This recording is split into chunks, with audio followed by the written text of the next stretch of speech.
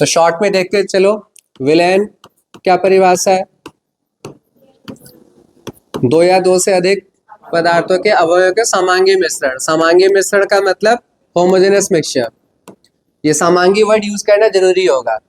तो दो या दो से अधिक पदार्थों के समांगी मिश्रण को हम क्या कहते हैं? विलयन। जब दो पदार्थ होंगे, और जाहिर हमारे सिलेबस में दो पदार्थ वाला ही है, ठीक है, दो से अधिक पदार्थ की बात होगी भी नहीं। तो इसका मतलब विलयन के अंदर सिर्फ दो पदार्थ होंगे। एक को तुम क्या बोलोगे? विलय, और एक को विलायक, ठीक है, सॉल्यूट एंड सॉल्वेंट। ज्यादा मात्रा में ये होता है, ये अधिक मात्रा में है, और ये कम मात्रा में। विलय को हम पूरे चैप्टर में बी से दिखाएंगे, कैपिटल बी से, और विलायक को, ठीक है, अलग अलग भी हो सकती हैं, लेकिन मैं जैसे कराता हूँ उसी के हिसाब से बता रहा हूँ कि बी विलायक के लिए और बी विलय के लिए और विलायक के लिए ए। इसका मतलब क्या हुआ? इसका मतलब ये हुआ कि अगर मैं कभी तुम्हें ऐसे लिख दूं डब्ल्यू बी या डब्ल्यू ए या एम बी या एम ए, इन्हीं की बार बार जरूरत पड़ेगी, ठीक है। डब्ल्यू दी हुई मात्रा, डब्ल्यू का मतलब जो भी मात्रा दी जाती है, ठीक है, जैसे मैंने तुम्हें 10 ग्राम चीनी दे दिया, तो वो जो चीनी का 10 ग्राम है वो डब्ल्यू से दिखाया जाएगा। चीनी का फॉर्मूला शर्करा का क्या होता है? C12H2211। उससे तुम उसका अणुभार निकालते हो, जो आएगा कितना? 342। वो किससे दिखाया जाएगा? M से। तो M हमेशा किसके लिए इस्तेमाल होगा? आणविक द्रव्यमान के लिए या मोलर द्रव्यमान के लिए, जो कि तुम फॉर्मूले से निकालते हो।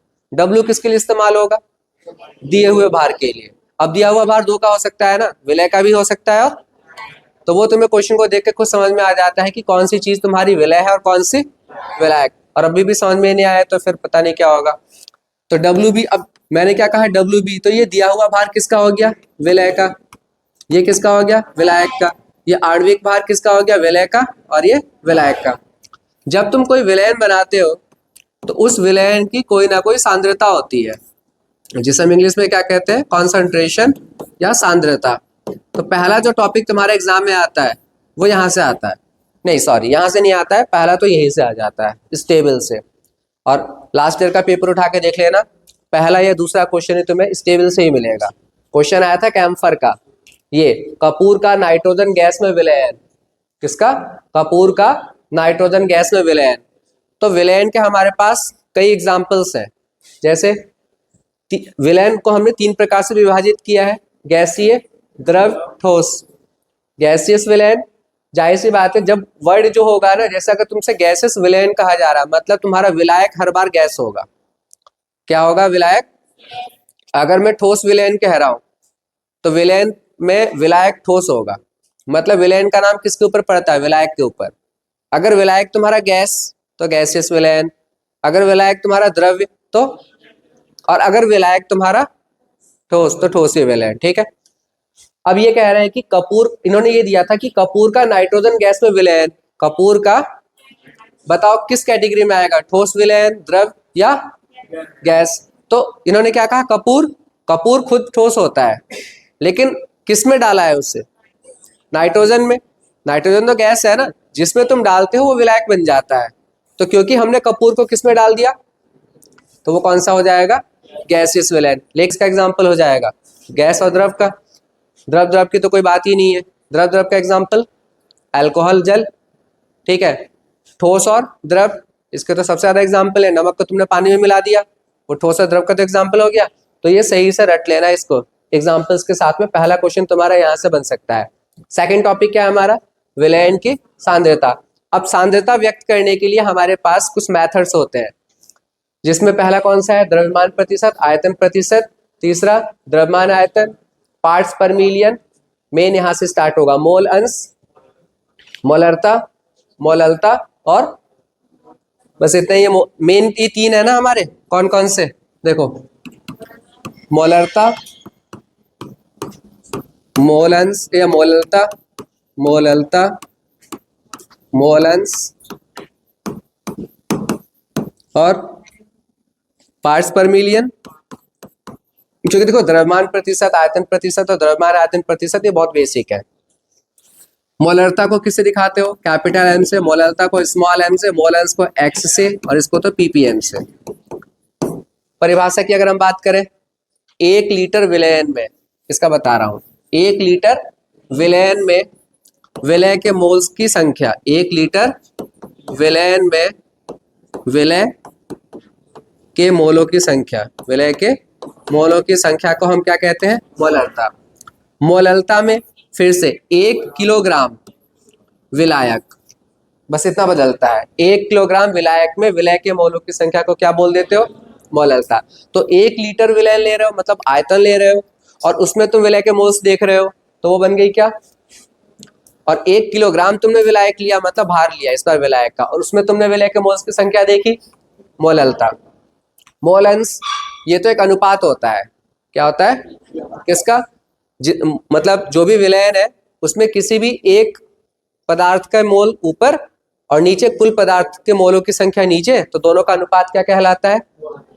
मोल अंश की कोई इकाई नहीं होती है। ये क्वेश्चन कई बार आ चुका है। 4 ऑप्शन दे देंगे और तुमसे पूछेंगे कि बताओ इसमें से कौन सा वो है जिसकी कोई इकाई नहीं है या यूनिटलेस है, तो वो कौन सा होता है? क्योंकि ऊपर भी मोल नीचे भी मोल, मोल से मोल कट गया तो कोई यूनिट नहीं होगी। मोलरता की यूनिट क्या होती है? मोल पर लीटर, मोल प्रति लीटर, मोल प्रति किलोग्राम। इसकी कोई यूनिट नहीं, इसकी तो होगी ही पीपीएम आखिरी में। ठीक है, तो चलो अब हम इनको जरा फॉर्मूले से और क्वेश्चन से समझते हैं इनको। सबसे पहले किसका फॉर्मूला लिख लेते हैं? मोलरता का। देखो मोलरता के सबसे पहला फॉर्मूला तुम ऐसे लिख लो, क्या? NB upon V। क्यों? विलय के मोलों की संख्या अपॉन आयतन। कई बार तो इसी से क्वेश्चन हो जाता है, नहीं तो फिर इसे जब तुम इसको और इसको तोड़ के लिखते हो तो WB upon MB into V ml में और इंटू 1000, दूसरा फॉर्मूला ये बन जाता है। और इसकी यूनिट क्या निकल कर आती है? मोल प्रति लीटर। ठीक है, तो चलो अब एक न्यूमेरिकल देख लेते हैं इसका, नहीं दूसरा फॉर्मूला भी लिख लेते हैं, जो आएगा हम उसी का क्वेश्चन कर लेंगे। मोलरता का फॉर्मूला क्या हो जाएगा बताओ? सेम रहेगा, NB तो ऊपर रहेगा ना, नीचे WA आएगा। क्यों? विलायक का भार। और इसको फिर से जब तुम क्या कहते हैं सिंप्लीफाई करोगे तो WB upon MB, WA into 1000, और यहाँ पे क्या रहेगा? ग्राम। तो चलो अब हम इन दोनों के क्वेश्चंस कर लेते हैं। जैसे ये क्वेश्चन तो एग्जाम में कई बार आ चुका है। क्या है?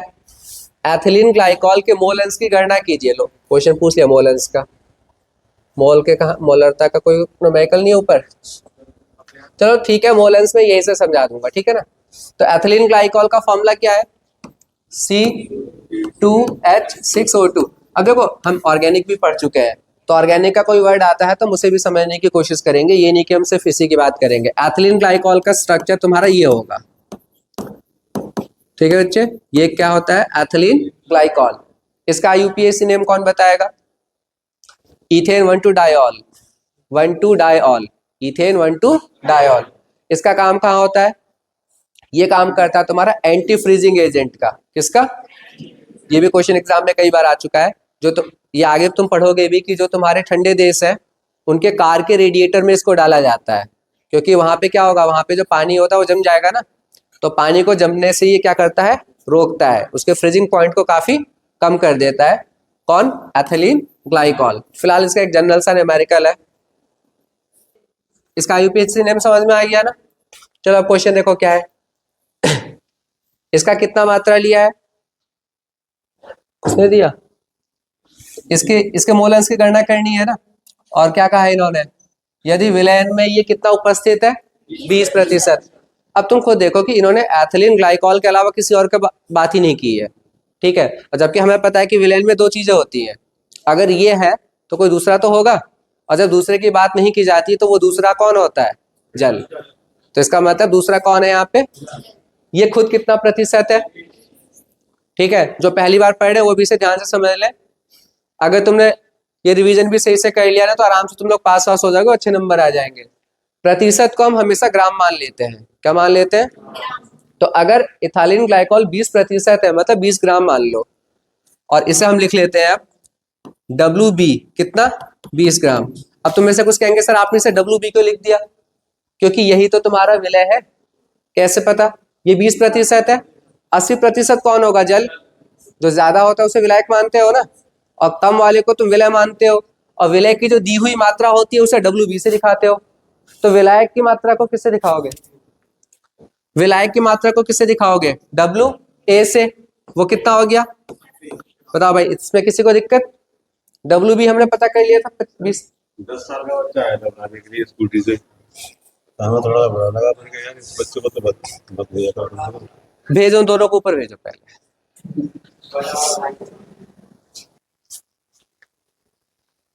तो यहाँ पे डब्ल्यू बी क्या है हमारे पास? Ethylene glycol. और डब्ल्यू ए क्या हो गया? जेल। इसका एम बी कैसे निकालोगे?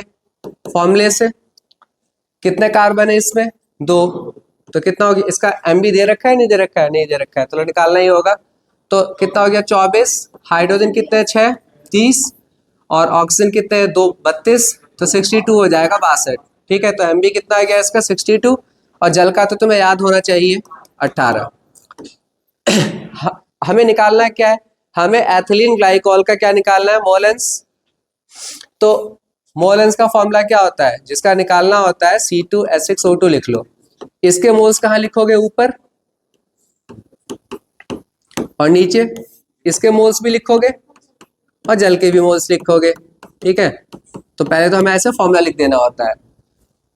इसके मोल कैसे निकालोगे भाई? दिया हुआ भार ऊपर लिखते हैं जो कि कितना है? 20।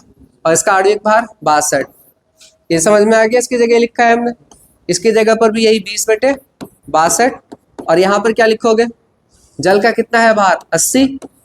और सॉल्व कर लोगे, आंसर आ जाएगा। एक एग्जांपल दे रहा हूँ, जैसे मान लो मैंने इसको सॉल्व किया, ठीक है, 20/60 है, पॉइंट कितना आ जाएगा? अच्छा दे रखा है इन्होंने इसमें 0, हाँ 0.322। नीचे भी 0.322 और इसका कितना आ जाएगा? 4.44। सबको ऐड करोगे, सॉल्व कर लोगे। अब देखो ये जैसे आ गया कितना? 0.068। कितना आ गया मोलेंस? 0.068। ये मोलेंस किसका आया? एथिलीन ग्लाइकॉल का। एथिलीन ग्लाइक, अगर तुमसे जल का पूछेंगे तो तुम एक में से माइनस कर दोगे। क्यों? मोल अंश का जो योग होता है वो हमेशा एक होता है। तो अगर एक का तुमने निकाल लिया और दूसरे का निकालना है तो जितना भी आया उसको एक में से माइनस कर दो। ठीक है, तो इस तरीके से तुम निकाल सकते हो। ये समझ में आ गया सबके? तो वाटर का मोल अंश कितना आ जाएगा? 0.932। चलो नेक्स्ट क्वेश्चन देखते हैं। अब उस वेलेंट की मोलरता की गणना कीजिए। ये तो बहुत ही आसान है। डब्ल्यू बी फॉर्मूला यूज करोगे अपॉन एम बी। वी मोलरता की गणना करनी है। और NaOH कितना है? 5 ग्राम। 5 ग्राम है। और जल कितना है? 400। नहीं जल तो है ही नहीं, चलो पूरे वेलेंट का कितना है वॉल्यूम? 450। तो सिंपल है, डब्ल्यू बी तुम क्या लोगे? 5। एम बी कितना होगा? NaOH का 40 होता है, पता है ना कैसे? Na का 23, O का 16 और एक हाइड्रोजन का।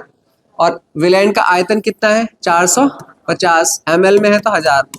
ठीक है, सॉल्व कर लोगे, 8 से कट गया, ये कट जाएगा, कितना आ जाएगा इसमें? 0.278। अब यूनिट क्या लिखोगे? मोल प्रति लीटर। या फिर तुम चाहो तो इसकी जगह पर क्या लिख सकते हो? एम। कैपिटल एम जो है वो किसका यूनिट है? मोलरता का ही है, तो तुम इससे भी काम चला सकते हो। लेकिन कोशिश करना तुम ये पूरा यही लिख के आना, मोल प्रति लीटर। इन्होंने प्रति लीटर की जगह पर डीएम क्यूब भी लिखा है। ठीक है, एक ही बात है, लीटर इनवर्स या उसके जगह पर डीएम माइनस, एक ही चीज है। ठीक है, ये डीएम -3 है क्यूब में। ठीक है, ये होता है जो 1 लीटर होता है ना, वो किसके बराबर होता है? 1 डीएम क्यूब के। तो डीएम क्यूब वाला क्वेश्चन नहीं आते हैं तुम्हारे में, गलती से अगर आ जाते हैं तो कंफ्यूज नहीं होना है। जैसे तुमने फॉर्मूला पढ़ रखा लीटर के लिए, वैसे ही सॉल्व करो और आखिरी में लीटर की जगह पर क्या लिख कर आ जाओ? डीएम -3। इस क्वेश्चन को भी देख लेते हैं जल्दी से। इसमें एथेनोइक एसिड का कितना है? 2.5 ग्राम। और कितने बेंजीन में घोला है? 75। अब तुम खुद देखो, 2.5 ग्राम एथेनोइक अम्ल है, कम मात्रा में है, तो ये क्या होगा? विलय। और बेंजीन जो कि 75 ग्राम है, विलायक होगा। और उसके बाद में इस विलेंट की किसकी गणना करनी है? मोललता की। तो स्मॉल m का फॉर्मूला WB/MB। याद रखना, बोर्ड एग्जाम में भी हर बार पहले फॉर्मूला लिखोगे, उसके बाद ही इसमें वैल्यू पुट करोगे। WB क्या है?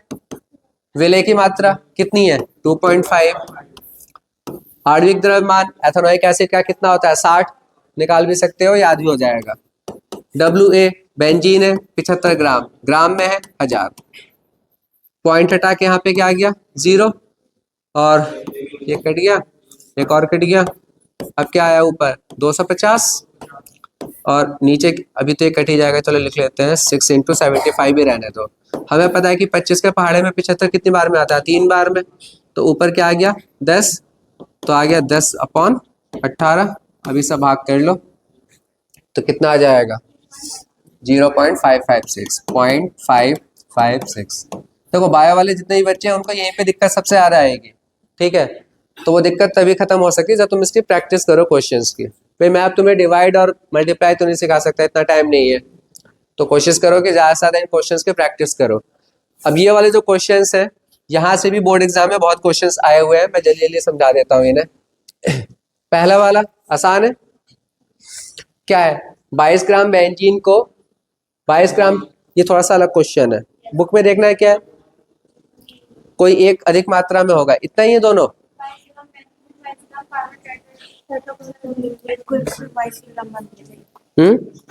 मैंने जब कराया था तो इसमें चेंज किया था कुछ क्वेश्चन। अरे चलो छोड़ो, फिर इस क्वेश्चन में ऐसा कुछ है नहीं दिक्कत, पहले समझ लो। बेंजीन भी कितना ग्राम है 22 ग्राम, और जो कार्बन टेट्राक्लोराइड भी कितना है, वैसे तो ये अलग होगा। अगर सेम भी है तुम्हें किसके मोलन्स की गणना क्या निकालना है, कार्बन टेट्राक्लोराइड के द्रव्यमान प्रतिशत। तो समझ लो द्रव्यमान प्रतिशत जिसका भी निकालना हो, अगर तुम्हें कार्बन टेट्राक्लोराइड का निकालना है तो ऊपर इसका भार ऊपर लिखोगे, समझ में आ रहा है, और नीचे इसका भार भी लिखोगे प्लस दूसरे वाले का, दूसरा कौन है बेंजीन। तो अभी कार्बन टेट्राक्लोराइड तुम्हारे पास कितना है 22 ग्राम, ऊपर क्या लिख दिया तुमने, नीचे फिर से 22 + 22, अभी तो दोनों एक ही जैसे। मान लो बेंजीन 100 ग्राम होता तो तुम यहाँ पे क्या लिखते +100, और गुणा किससे करते 100 से, क्यों कर रहे हो, प्रतिशत निकालना है ना। तो आसान है, द्रव्यमान प्रतिशत में जिसका द्रव्यमान प्रतिशत निकालना है उसका द्रव्यमान ऊपर, और बाकी जो चीजें दे रखी है सबको जोड़ के नीचे करो और गुणा किससे कर दो 100 से। सेकंड क्वेश्चन देखो, एक विलैंड में बेंजीन का कितना प्रतिशत है, तो तुम समझ गए कि बेंजीन 30 ग्राम है, समझ में आ रहा है। प्रतिशत को क्या मान लेते हो ग्राम, 30 द्रव्यमान प्रतिशत कार्बन टेट्राक्लोराइड में घुला हुआ है तो बेंजीन के मोलन्स, ठीक है। तो बेंजीन यहाँ पे कितना होगा बताओ 70 ग्राम, बढ़िया। अब बिल्कुल वैसे ही हो गया ना, ये किसकी बात हो रही है, कार्बन टेट्राक्लोराइड है, और ये कौन है बेंजीन। कार्बन टेट्राक्लोराइड के तुम्हें एमबी चाहिए, क्या चाहिए, और इसका भी एमबी चाहिए बेंजीन का, बेंजीन ही लिख देता हूँ वरना कंफ्यूज हो जाओगे। ये बेंजीन और ये किसका CCl4 का।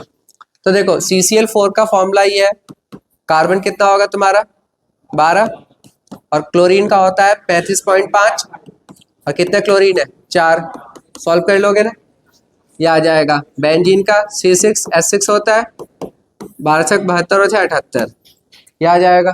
अब उसके बाद में तुम्हें मोल लेंस किसका निकालना है बताओ, किसका बेंजीन का। तो तुम देखो बेंजीन का मोलस निकालने के लिए तुम्हें ऊपर मोल्स किसके लिखने होंगे बेंजीन के, नीचे भी बेंजीन के प्लस कार्बन टेट्राक्लोराइड के। बेंजीन के मोल्स कितने हो जाएंगे, इसकी दी हुई मात्रा कितनी है 70, और इसका आणविक भार कितना है 78, नीचे भी 70/78 प्लस कार्बन टेट्राक्लोराइड कितना है 30 अपॉन जो इसका पूरा आएगा, लिख लोगे सॉल्व कर लोगे जैसे पहले हमने किया था सेम ऐसे कर जरूर लेना।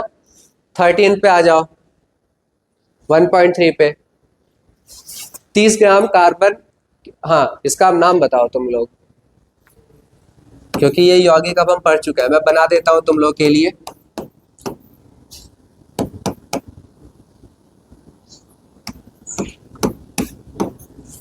बताओ क्या नाम होगा इसका IUPAC नेम, ये संकुल यौगिक है coordination compound, hexa aqua cobalt nitrate.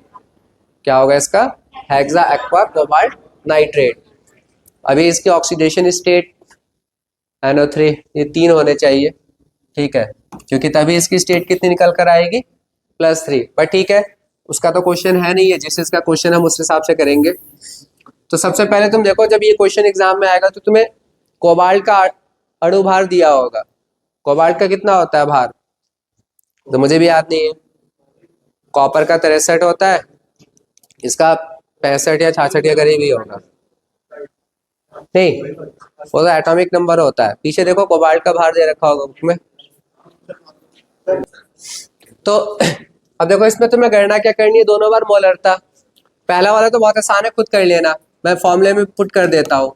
WB कितना लोगे इसका 30, WB की जगह 30, और आणविक द्रव्यमान इस फॉर्मूले से निकाल लोगे। कैसे? कोबाल्ट का कितना हो गया 59, प्लस नाइट्रोजन कितने इसमें 2, तो एक नाइट्रोजन का कितना होता है 14, 2 का कितना हो गया 28, ऑक्सीजन कितना हो गया यहाँ पे 6, तो 6 गुणा 16, प्लस एक जल का पूरा ले लेना 18, और 18 गुणा 6, सबको जोड़ने के बाद जो आएगा वो नीचे वाला इसका एम भी आ गया, इनटू आयतन कितना है 4.3। ऊपर क्या लगाओगे 1000 अभी भी, लीटर में है ये तो ऊपर 1000 नहीं लगेगा।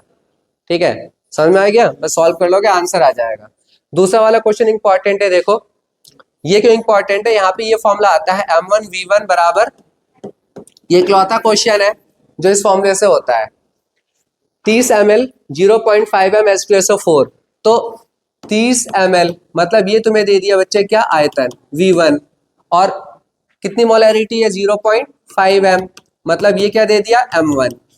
अब ये तुमसे कह रहे हैं कि इसको तुमने क्या कर दिया, तनु करके इसका आयतन कितना कर दिया 500 ml, मतलब दूसरा वाला आयतन दे दिया कितना, तो पूछा क्या जा रहा है M2। क्या पूछा जा रहा है, समझ में आया सबके? ये V1, ये M1, ये V2, पूछा क्या है M2 मोलरता। तो तुमने फॉर्मूला लिखा, M1 की जगह पर क्या लिख दोगे 0.5, V1 की जगह पर 30, M2 निकालोगे और ये 500। सही है, काट लो। अब पॉइंट हटा के एक चीज और बढ़ा दो, 5 इसको भी काट दो, कितना हो गया 100। तो M2 कितना आ जाएगा 3/100। कर लेना अगर थोड़ा बहुत इधर उधर हो तो, मेरे ख्याल से यही आ रहा होगा। सही कर रहा है ना?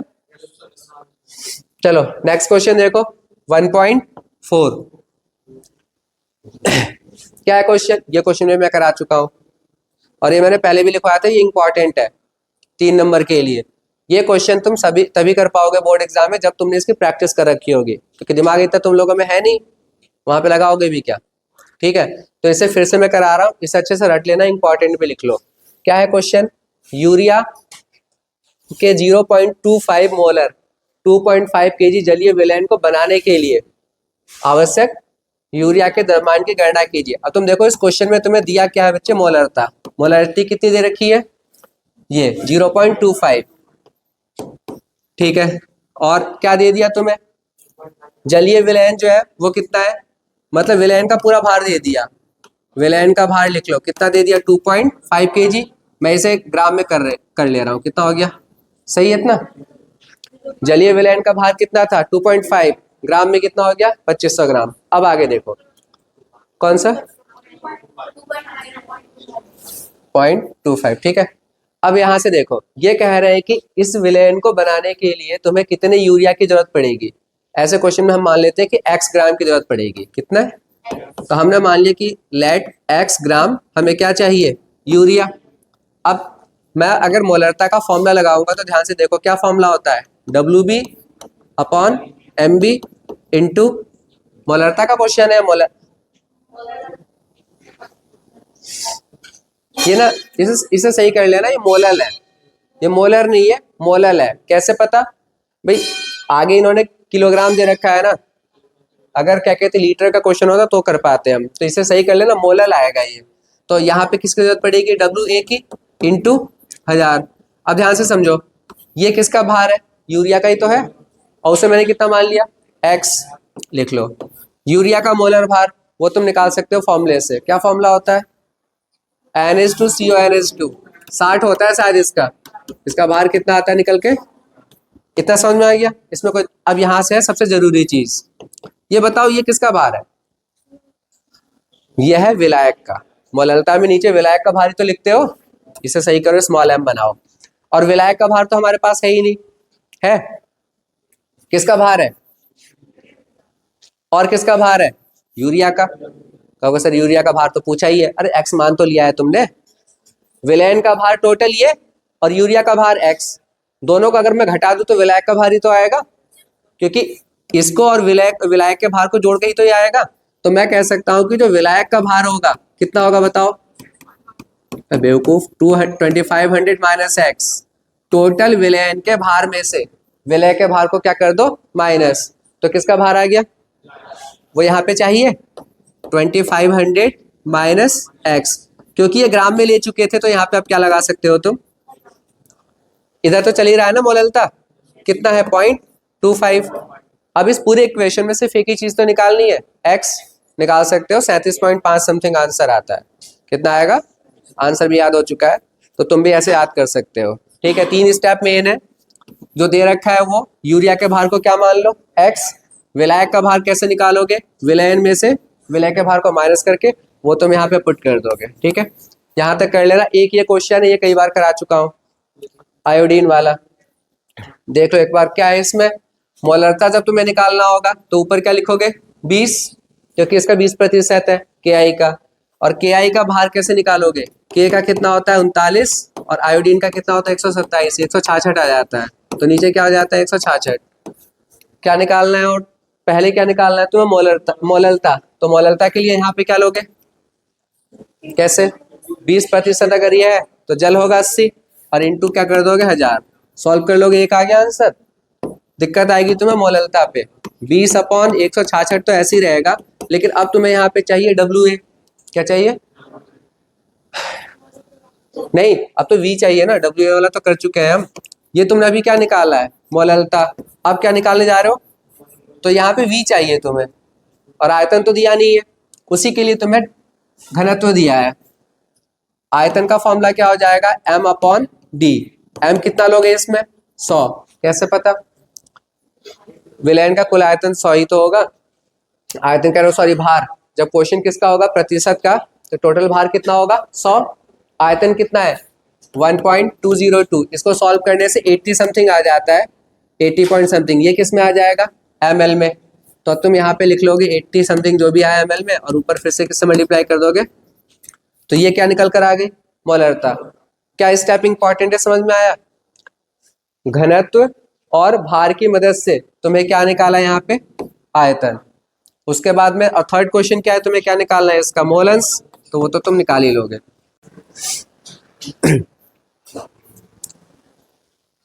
क्या फॉर्मूला है, m बराबर tan d into x upon m लिख लो या m भी लिख लो, एक ही बात है। ठीक है, tan ऐसी रहेगा, डेंसिटी या घनत्व कितना नाइट्रिक अम्ल का 1.504 और परसेंटेज कितनी है 68/63। HNO3 का फॉर्मूला, तो HN और O3 को ऐड करोगे इतना आ जाएगा 63, सॉल्व कर लो। एक तो फॉर्मूला तुम ये लगा सकते हो M निकालने के लिए, दूसरा फॉर्मूला क्या लगा सकते हो, दूसरा तो यही लगेगा ना M बराबर WB/MB इंटू V और इंटू 1000। अब अगेन V निकालना पड़ेगा, तो V कैसे निकालोगे M/D, M कितना लोगे 100, D कितना लोगे 1. जो भी है, इसको सॉल्व करके जो भी आएगा वो V आ गया, उसे फिर यहाँ पे पुट कर दोगे। WB पता ही है तुम्हें कितना 68 और MB कितना है 63, किसी फॉर्मूले से कर लो। ठीक है, लेकिन दोनों फॉर्मूले याद रखना, दोनों इंपॉर्टेंट हैं। चलो कहाँ तक हमने डिस्कस,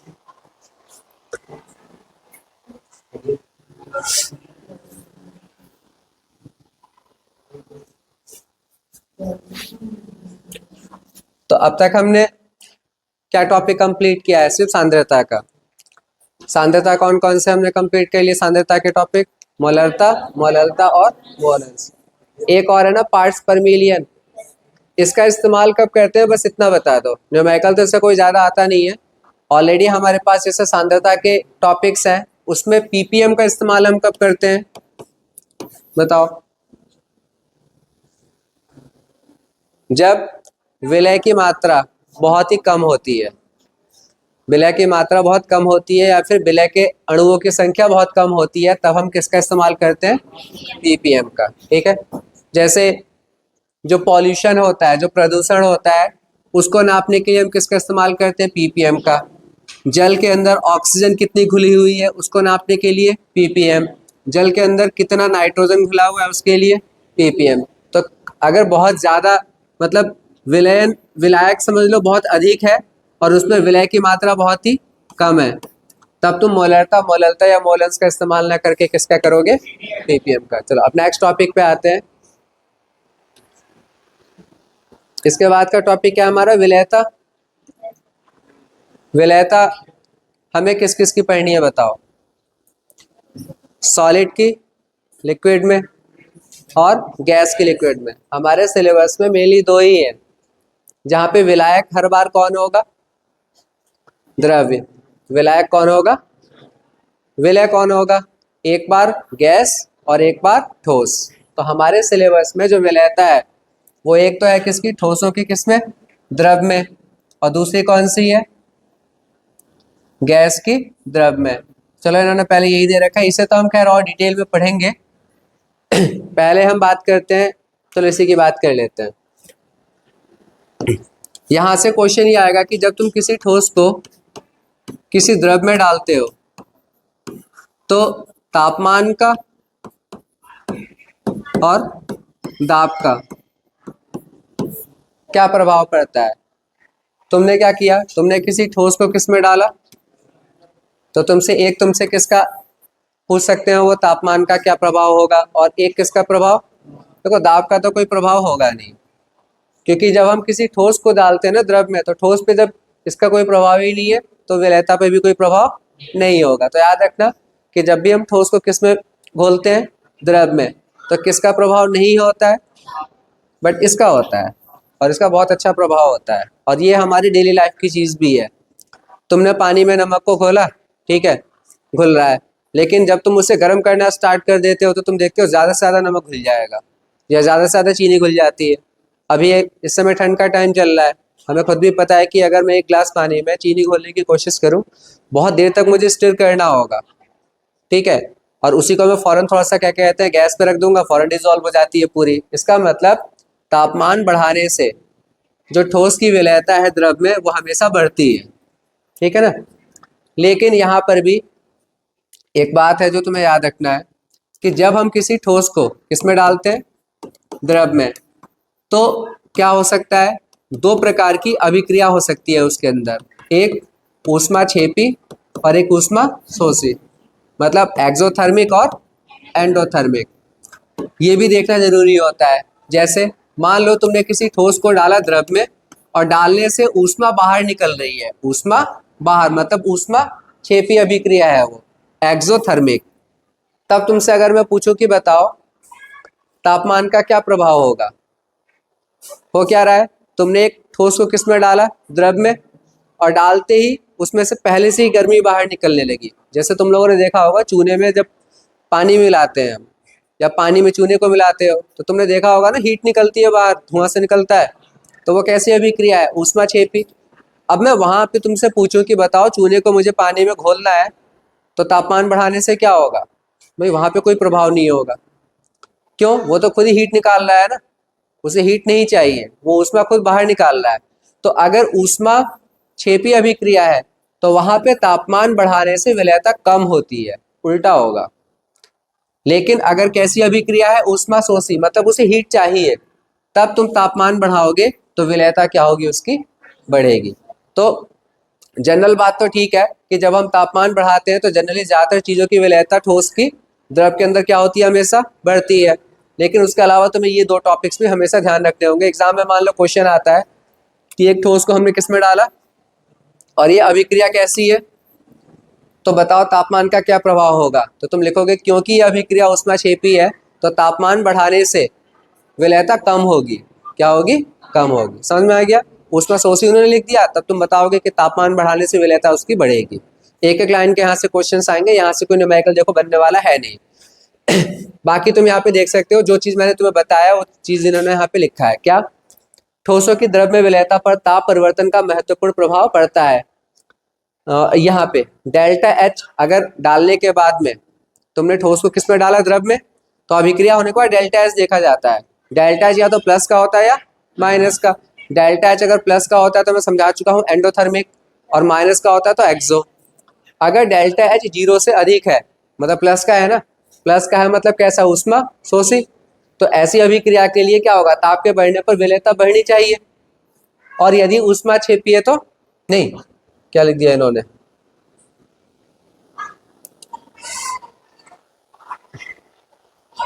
डेल्टा एच का मान क्या है, 0 से अधिक है। हाँ ये तो ठीक है, सही है। डेल्टा एच का मान अगर 0 से अधिक है मतलब आंसर कैसा होगा, प्लस में होगा ना, 0 से अधिक। तो ये अभिक्रिया कैसी होगी, और ऐसा होगा तो ताप के बढ़ने पर विलेयता क्या होगी, बढ़ेगी। ऐसा होता भी है, लेकिन दूसरा में क्या है, डेल्टा एच का मान 0 से क्या है, कम है, तब ये अभिक्रिया कैसी होगी, और तब ताप के बढ़ने पर विलेयता क्या होगी। तो ऐसा होता भी है, लिखा नहीं उन्होंने कि ऐसा प्रयोगात्मक रूप से भी देखा गया। तो बस ये 2 टॉपिक याद रखना। हो सकता है कि एग्जाम में ये वर्ड लिख के आ जाए, ऊष्मा क्षेपी और ऊष्मा शोषी भी ना लिखा जाए। क्या लिखते हैं कि डालने के बाद, मतलब ठोस को द्रव में डालने के बाद इसके लिए डेल्टा एच का मान 0 से अधिक है। अब बताओ ताप का क्या प्रभाव पड़ेगा, तुमने देखा अधिक है मतलब ऊष्मा शोषी है, तो ताप बढ़ाने से विलेयता बढ़ेगी। उन्होंने लिख दिया डेल्टा एच का मान 0 से कम है मतलब माइनस में निकलेगी, निकलेगी मतलब ऊष्मा क्षेपी है, तो ताप बढ़ाने से विलेयता कम हो जाएगी। ठीक है, चलो अब आगे देखते हैं। बाकी ये तो बता ही दिया तुम्हें, दाब का प्रभाव, ठोस की द्रव में विलेयता पर दाब का कोई सार्थक प्रभाव नहीं होता। ऐसा इसलिए होता है क्योंकि ठोस एवं द्रव अत्यधिक असंपीड्य होते हैं। इसका मतलब इनकम्प्रेसिबल, तुम उन्हें कंप्रेस नहीं कर सकते, उन्हें दबा नहीं सकते। जब दबा ही नहीं सकते तुम, तो इनके ऊपर दाब का प्रभाव भी नहीं होगा। नेक्स्ट टॉपिक अब देखो, ये सबसे इंपॉर्टेंट है, गैसों की किसमें विलेयता। और यहां से हमारे पास एक बहुत ही बढ़िया सा नियम आता है निकल के, हेनरी का नियम। ठीक है, तो हमारे इस चैप्टर में हेनरी का नियम हो गया, राउल्ट का नियम हो गया।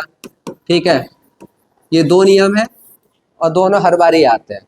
तुम किसी भी साल का पेपर उठा के देख लो, ये पूछे ही जाएंगे और बहुत आसान है। हेनरी का नियम कब काम करता है, जब तुम गैस को किस में डालते हो, लिक्विड में, मतलब गैस को द्रव में।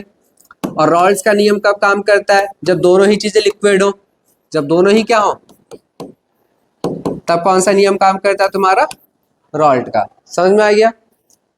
ठोस को जब तुम द्रव में डालते हो तब कौन सा नियम काम करता है, तब कोई नियम नहीं है, तब कोई नियम, वहां पे ली चैटलियर का प्रिंसिपल काम करता है। किसका, ली चैटलियर का। और ली चैटलियर का जो प्रिंसिपल है वो 12th में कम है, वो कहाँ पर था, 11th क्लास में। तो अभी के लिए जो तुम्हें 2 लॉ याद रखने हैं इस सॉल्यूशन चैप्टर में, वो कौन सा है, हेनरी और राउल्ट। अभी हम बात करने जा रहे हैं किसकी, हेनरी की। तो देखो यहाँ पे हेनरी के 2 नियम है और तुम दोनों ही याद रखोगे। पहला नियम क्या कहता है, देखो यहाँ से, इसके अनुसार स्थिर ताप पर, स्थिर ताप का मतलब तापमान तुमने कांस्टेंट कर दिया है और तुम किसी गैस को किस में डाल रहे हो, द्रव में, तापमान क्या कर दिया है, स्थिर, मतलब तापमान में परिवर्तन।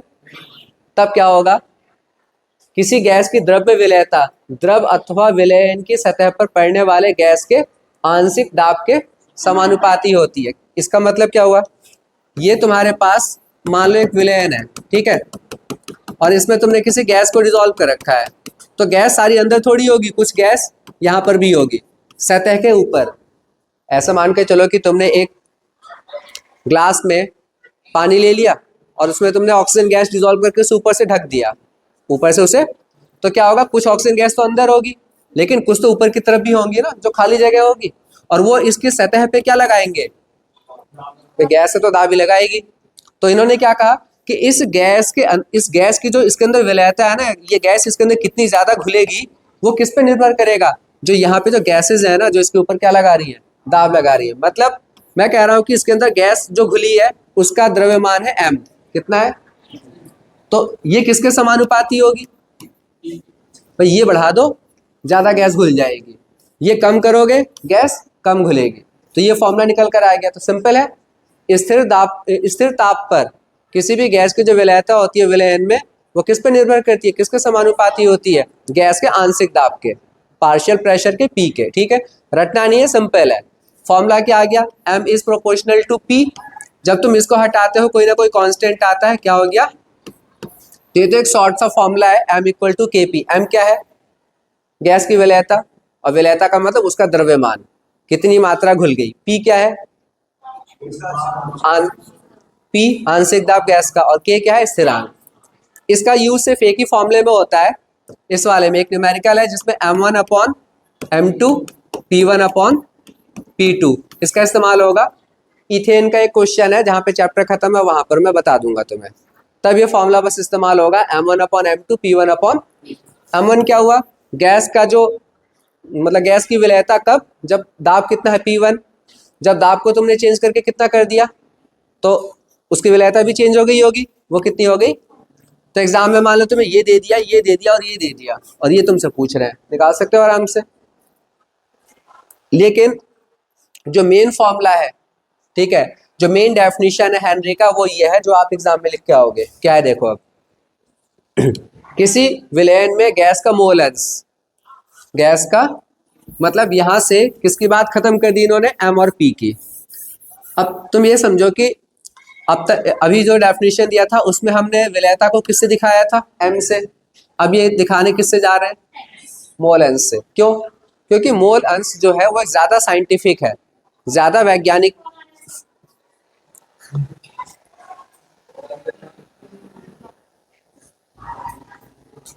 ठीक है, तो समझ लो पहले कि m की जगह पर x क्यों लाना पड़ा, क्यों लाना पड़ा।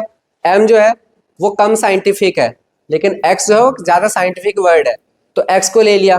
अब क्या है डेफिनेशन में देखो, किसी विलयन में गैस का मोल अंश, गैस का मोल अंश, उस विलयन के ऊपर उपस्थित गैस, अभी भी वही वाली बात आ रही है, विलयन के ऊपर कौन उपस्थित है, गैस, और वो गैस क्या कर रही है, दाब लगा रही है। तो देखो गैस के आंशिक दाब की क्या होता है, एक ही चीज में तो परिवर्तन हुआ है, वहां पे विलेयता बोल रहे थे, यहाँ पे मोल अंश बोल रहे हैं, और तो कुछ अंतर नहीं है।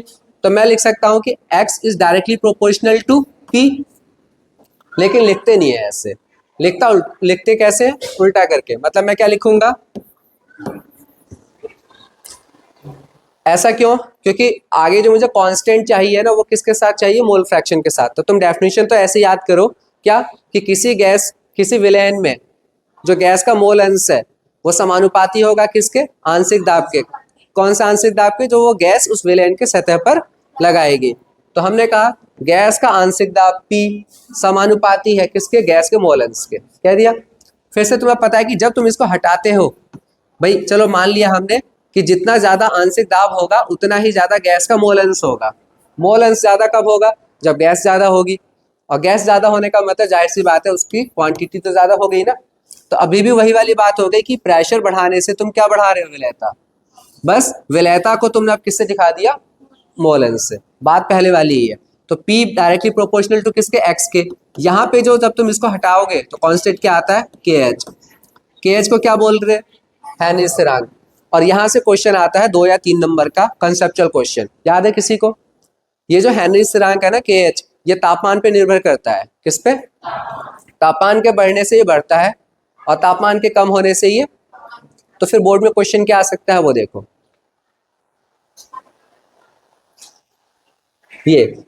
यही कारण है कि जलीय स्पीसीज के लिए गर्म जल की तुलना में ठंडे जल में रहना अधिक आरामदायक होता है। यही क्वेश्चन आता है बोर्ड एग्जाम में, वरना फिर किसी गैस का क्वेश्चन आता है। क्या क्वेश्चन है कि जो भी तुम्हारे जलीय स्पीसीज है, जलीय स्पीसीज का मतलब मछली है, इसी की हम ज्यादा बात करेंगे।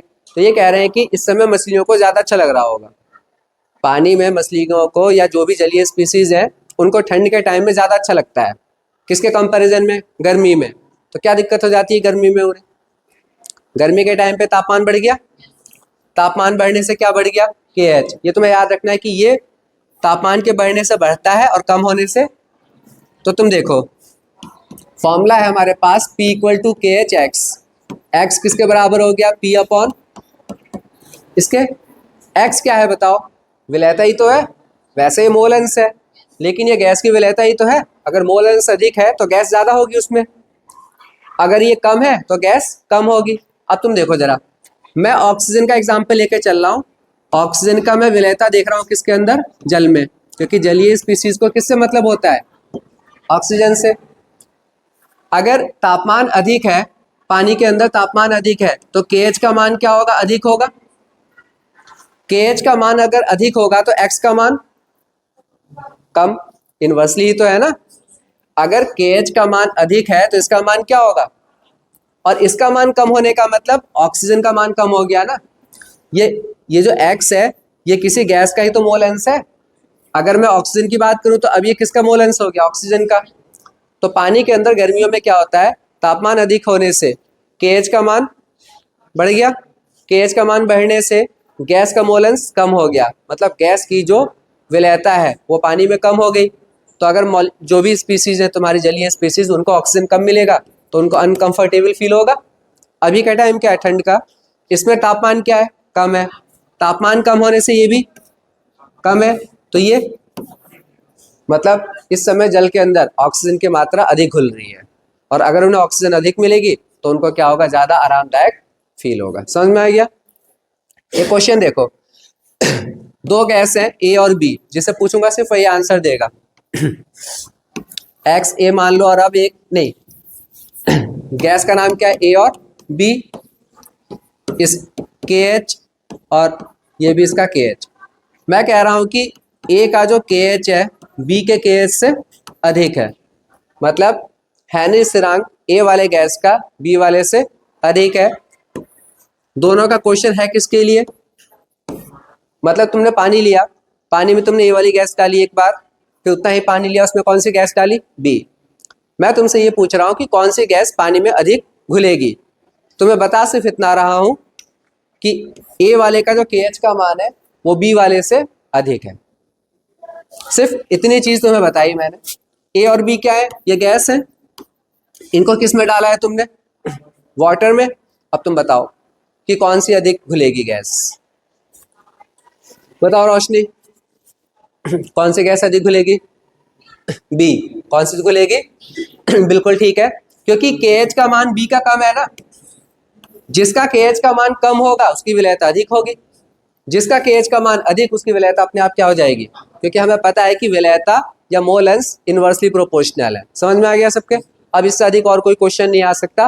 न्यूमेरिकल आते हैं, वो भी ज्यादा टफ नहीं होते, 2-3 बार करोगे 2-3 न्यूमेरिकल से ही समझा रहा हूं। देखो क्वेश्चन क्या है, नाइट्रोजन गैस को किस में डाला, जल में। कितने जल में, 1 लीटर। 1 लीटर किस में डाला, जल में। अब ध्यान से समझना, ये 1-2 बार खुद भी करोगे समझ में आ जाएगा। और क्या पूछा है, नाइट्रोजन की विलयता कितनी होगी, मतलब नाइट्रोजन के कितने मिलीमोल्स घुल जाएंगे उसमें।